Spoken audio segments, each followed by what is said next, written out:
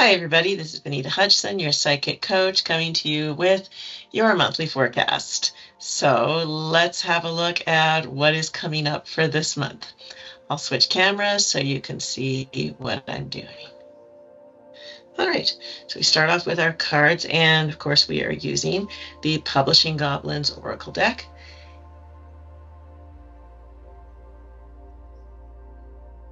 See what card is coming up for this month. And the card that we have is the Crone of Summer. So we will see how that is showing up for us in our deck today, and our deck of dice.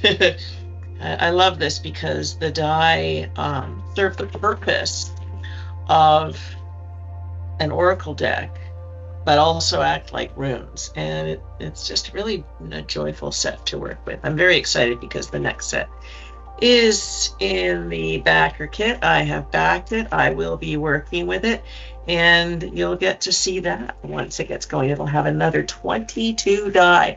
I might even do 2 forecasts with each set, like one with each set, so that you guys can compare those forecasts. We shall see how that's going to go. All right, forecast for June. Okay, one has rolled off the table. Nothing is sitting in the core. We do have our chaos die sitting over here. So I always like to look up the chaos die and the fate die first, because sometimes that influences the whole shebang. All right. And the one we have is the burning bridge. If it shows up on the cloth, we count it. It says, it is as it sounds. You move forward at the cost of ever returning to cross again. There's no going back in a very real sense. So that's important for us to know, because it's coming from history. And we know in our last reading, it was the understanding that there was no going back, that we aren't meant to keep retracing our history and getting stuck in there. We're to learn from it and move forward. So that is our chaos die. Our fate die is showing up also in the past, and that's this one right here. So you can see that it is a hand with cards, and that says fold. So it's the face of losing. It speaks to unwinnable situations or ones you've accepted and moved on from. So again, it's saying, let the past stay in the past, let it go, move forward. We're getting a really strong message around that right off the bat. So that's interesting to know, especially because so many of the die are showing up in the past. It's quite interesting to see that right off the bat we're being told, don't attach to the past. So we're going to go from die to die. Sounds like a song. And our actions die shows up in the present right here. That's the helm. And it's basically saying, the helm seeks to protect us, but coming from the action die, this is not passive armor. This is the call to don the armor. The moment you realize you must suffer, but suffer in strength. So it warns of difficult times, which are always easier to survive if you're prepared for it. So it's saying these are challenging times that we're in. You're going to have to take action. You have to be prepared for what's coming. Well, that sounds real cheerful, doesn't it? So the alchemy die is next, and we see that in the future, and it is lead. So lead is on the surface a difficult, untouchable, or even dangerous situation, but with time, patience, and work, it can be made into something useful to you. So with this dice, and this is the one right here, it's saying, things are going to continue to be challenging, but ultimately this is going to be useful to us. And if you're looking just at the way the world is right now, we've been complacent. We trusted that we were going to be in a situation where we could rely on our American neighbors, and now we know that we can't. So we're really dependent on ourselves and forging other relationships. And some of us may be experiencing this now in terms of an economic downturn. This is that very challenging time that we're facing, but ultimately I think it's going to serve that purpose of helping us to be stronger and to grow from what we're experiencing. The next die is the alley die, and it's right here, very much paired with this dice, so we'll see how that shows out in terms of the two of them. And this is about performance. It's how we perform ourselves, our names, our identities, the face we wear when we speak to coworkers. So in other words, it's the performance that we put on. So the fact that it's showing up in the past, this is a good time to ask yourself, do I show up authentically now, or am I still presenting myself as a persona based on the past, based on who I was designed to be or how I designed myself to survive my experience? Is this the way I still am? So it's really good to examine how much of your true self are you bringing into reality now, and how much is based on the past. So the Alleyman dice is next, and it is showing up as neon in the past. And that's this dice right here, right next to the chaos die. And it's about attention seeking. It's an attention hog. It draws your eyes, but offers little in return than being lovely to behold.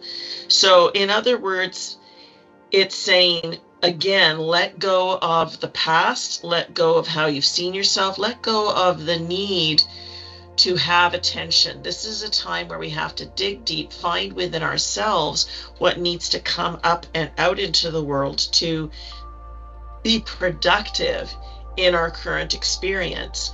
And therefore, it's not a time for fluff. It's not a time for pretense. It's about digging deep. And that means letting go of how you might have wanted to appear to others instead of just being who you really are.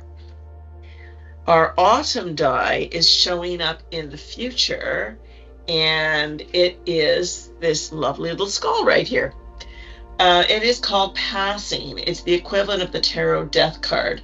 So it's about something ending in order for there to be new beginnings. Very interesting, because the chaos die has basically said this: we've burned our bridges, we're moving forward, there's no going back. We've gotten that with the lost dice as well. And the future die is saying one cycle of our lives is ending and a new one is beginning. This is a deeply transitional time for people. You might experience it as a death rebirth. It might mean the loss of something in your life, or something that has formed part of your identity, and you're wanting to have to let go of that to embrace what the future holds. But the future here is basically, this is going to be a lot of hard work. It's going to pay off, but it's going to be hard. The elements die shows up under fate.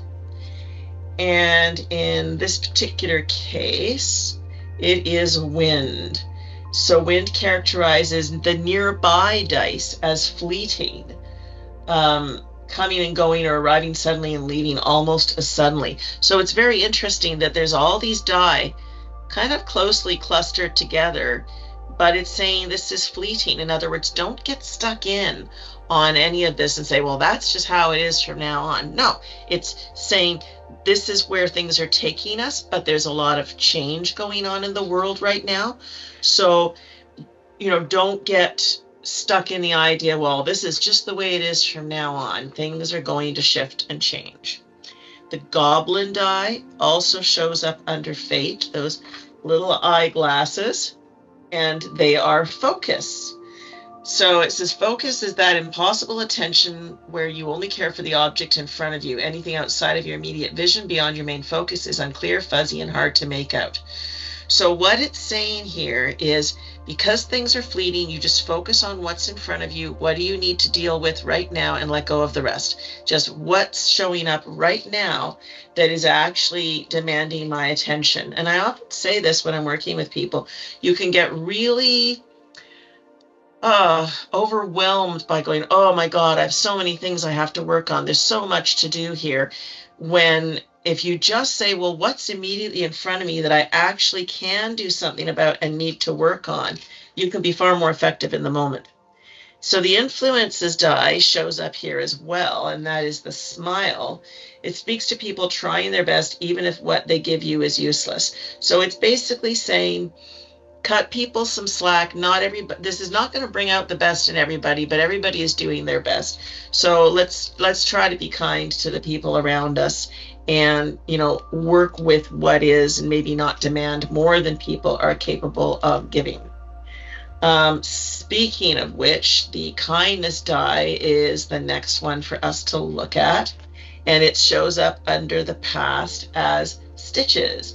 It's the act of sealing or mending a wound. So it speaks to the need for mending, or the reminder that things have been mended. And again, it's a very, very clear message. Leave the past in the past.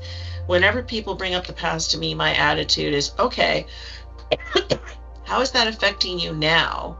What do you want to do about it? And how can I support you in working on whatever this is? Because sometimes we're just churning up the past and getting stuck in there, and we're not actually thinking about, well, how do I move forward from that? You can sit with those old hurts and let them paralyze you, or you can use it as fodder for your growth. All right, the longings die is sitting out under inevitable, well, sort of between momentum and inevitable. It's right here, so it's kind of in an interesting spot. And this one is touch. It's most often simply about the need for human connection. So in other words, it's saying in all of these big shifts we're dealing with, don't lose your humanity. Fred Rogers used to say, in the things that are going wrong, look for the helpers. And you can be one of the helpers. It's it's a beautiful thing when we take these circumstances and grow from it in a way that is compassionate and invites other people to feel loved and supported as well. It's interesting, this one is just off the mat, so I'm going to count it because it's just off the mat. It didn't end up on the floor, and it's heart. Heart carries with it the travails of love as well as the good parts, the waning of love that becomes indifference, the heartbreak of love caught up amidst anger, resentment, and disgust, the joy and importance of dedication, care, and patience. So it says when it lands in a reading, it has a number of ways to be read. If it's upright with the larger heart on top, it speaks to the querent having more of an investment in the relationship or commitment than others. If it lands with the smaller heart on top, which is the way I'm reading it here, that's how it's showing up. It speaks to the opposite of queer, having less investment in the topic than others involved. So the fact that it's just off the mat suggests careful that we don't get hard-hearted, careful that we don't get selfish. It's a slight influence here, but it's showing up just off the mat where touch is. So we want to make sure we really do the work to bring heart and compassion to the current situation. The Mariner's die right there is also showing up under fated, and it is the compass that speaks to self-determination, setting goals, and the feeling of being on the right track. So again, it's looking at the situation saying, okay, there's something I need to immediately focus on. What is the goal I'm setting in terms of how I'm moving forward? Like I said, you can dwell in the negative, or you can say, what's the thing I need to do? What's my next step here in working with the current situation?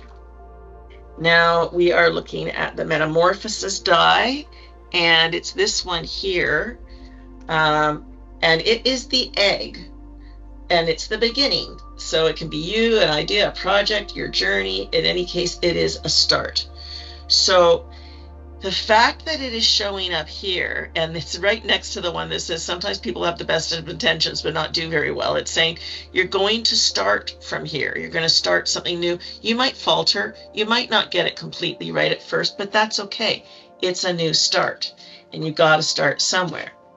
So in all of the changes that are occurring, it's saying mistakes will be made, but there will be a new start, and it will be a necessary part of our journey. Okay, the obstacles die also shows up in the past, and we see this little dude in a prison. This is oppression. It can speak to having an overbearing parent, incarceration, racism. It runs the gamut. But basically, it's about feeling oppressed. And it's interesting here because we have the loser next to the oppression. So this is a time Well, we're facing the threat to our sovereignty. You know, there's oppression in that.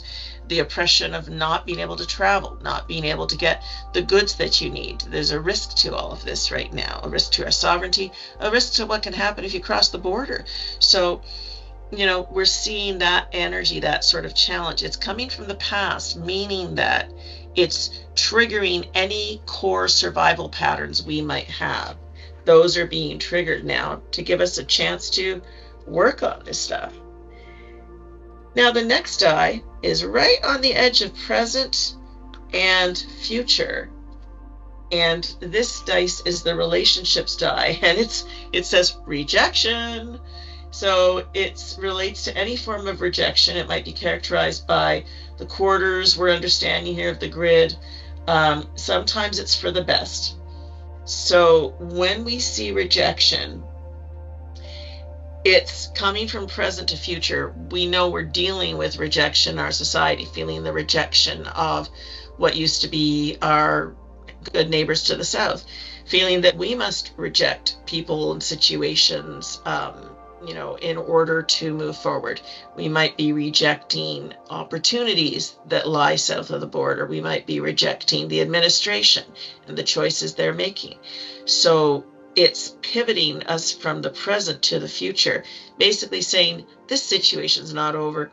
It's not going to be over for some time, but there's a very clear letting go of stuff that we've enjoyed in the present to free up that energy and intention to move forward. It's a hard row to hoe, but it's a necessary one.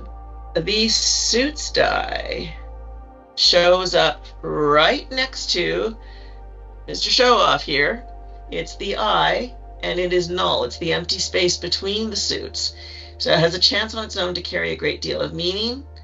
There is something, a whole, something that needs hope, help, passion, drive, emotions. It's almost only ever when it's alone. So when it's found beside another die, it means the die is clear and without hidden context. The die needs no other contextualizer. In other words, it's saying it's being really clear that we've all had a persona, and now we need to show up as we really are. There's no doubt about that. It's time to move forward. Okay, so now we come to the summer die, and we have the crone of summer. When she comes up in a reading, she brings the heat of the sun with her. She's a devious smile, up to no good in the best way. She's a reminder to hang out with friends, buy yourself a nice present. She doesn't plan for the future. She doesn't suggest you do either. So instead, do something simply for today that you would want to do tomorrow.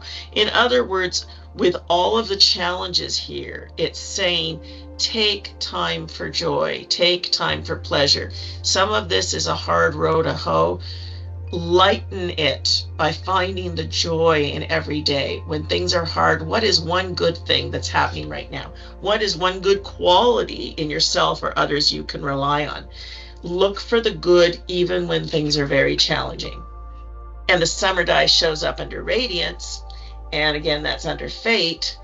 And it says it's a drawing presence. When it's found with other dice, it often speaks to the other dice approaching it or being led by it. So this can relate to someone leading problems to their own doorstep by accident. It can sometimes, it can be known as it's not the querent's fault. They attract these things to them. There's no blame for the victim. There may be advice on how to avoid it in the future. So it's the sun with excessive dense waves. It speaks to radiance, popularity, glory, and its downfall. So in other words, it's showing up here to say, again, this is a fleeting situation. We've drawn these challenges to ourselves, but rather than beat yourself up or look for victim blaming or anything like that, you just go, okay, so this is what we're dealing with. I accept. Let's just get on with it and get the work done. The winter die is showing up way over here. It's this little cameo brooch. So it's just sitting above present, and it's a memento. It symbolizes this understanding of our time in this world and its finite nature. It's a contemplative space, often relating us thinking back on times we've since passed and what is ahead. So it's just a reminder, to not take things too seriously. And so when we look at this overall, what we're seeing here is, I'm just going to switch the camera. Hi. So what we're seeing here in general is, yeah, there's going to be some challenges up ahead, and that's okay. We are meant to have this experience at this time. We're meant to grow from it, find the joy where you can. When it's time to deal with this in all seriousness, do so, and just try to find the deepest parts of you that want to come up and be actors in this scenario. Find your strength, find your compassion, your wisdom, and bring it forward. This is a time of deep personal growth for all of us, for our country in its identity, in its role in the world, for us individually. And just remember that the challenges are fleeting. This is leading to new beginnings. We're going to grow tremendously from this. So when I'm looking at this overall, I'm seeing this in a very positive light. This is a shakeup we're supposed to go through. And if we choose compassion, and if we choose to find our inner strength and community and work together, this is going to ultimately lead us to good results. But the reason we see fleeting in fate, it's basically saying life is change. Things come, things go. Everything is always changing. When we let go of everything staying a certain way, we suffer less. We just go, okay, so this is what's coming up now. What is the thing immediately in front of me that I can focus on and do something about? Just focus on that. Just do that. And then get on to the next thing.